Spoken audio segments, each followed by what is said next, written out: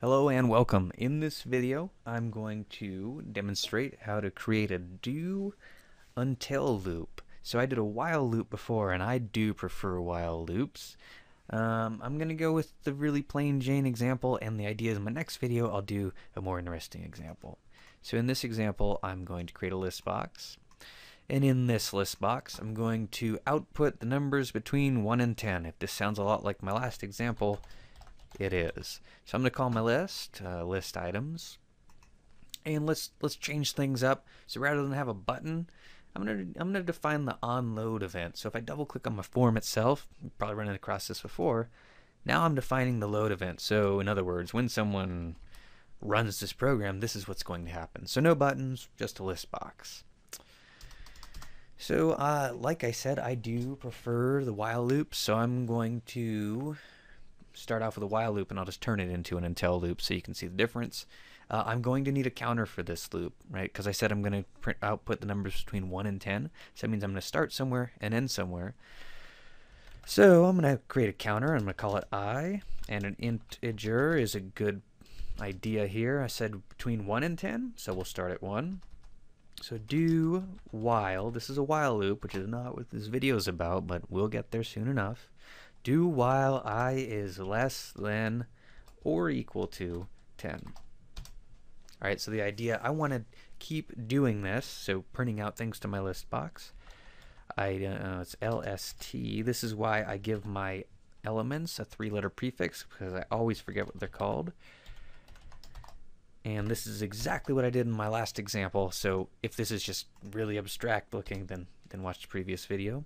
Right now I've got an infinite loop going on, so I need to increment my counter, and I'm going to count by ones. So I plus equals 1, so I went with the shorthand here. So I'm starting at 1, I'm counting to 10, including 10, and I'm adding whatever the value of I is to this list box, and I'm counting by 1. So there's really 3 things we care about. It's initialize my counter, set the top end of my loop, and increment, or decrement, but we're incrementing here. So I will run this thing, and it just automatically filled up my loop because on load it did that. So I don't want to do a while loop, I want to do an until loop. So you can put a while or an until at the top of your loop, but typically we put the until clause at the bottom. So keyword until, and my condition is going to go down at the bottom instead of at the top. So if I want to do between 1 and 10, so I want to do until something is true. So I want to do it while it's false. So I want to keep doing this loop until I is equal to 10. That would be something. So we'd come in here, we start off at 1, we add 1, and everything's good, and it's going to keep adding until it gets up to 9. And once it reaches 10, we're not going to get anything more out of this loop. So I'm going to run it, and let's see what we get. You can see at this point how they are so similar. It's just the idea of where do you want your condition? Do you want it evaluated up front or at the end of the loop? Do you like the idea of true or false for your condition? So I didn't get 10, and so I could do all kinds of things. I could do until I equals 11, or I could do until I is I don't know, let's just do 11. There's a million ways I could set this up. And that worked.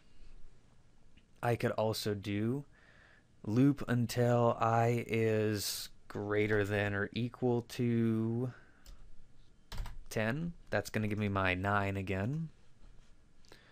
Alright, I could say until I is greater than 10. Notice how just switching around the type of inequality has an impact on where it stops and starts.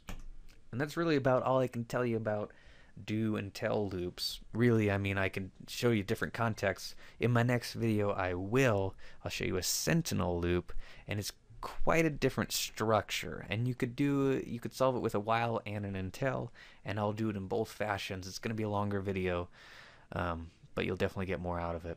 There's only so much I can say about this. Make sure you know where you're going to start, know where you're going to stop, and don't forget to increment. See you in my next video. Thanks for watching.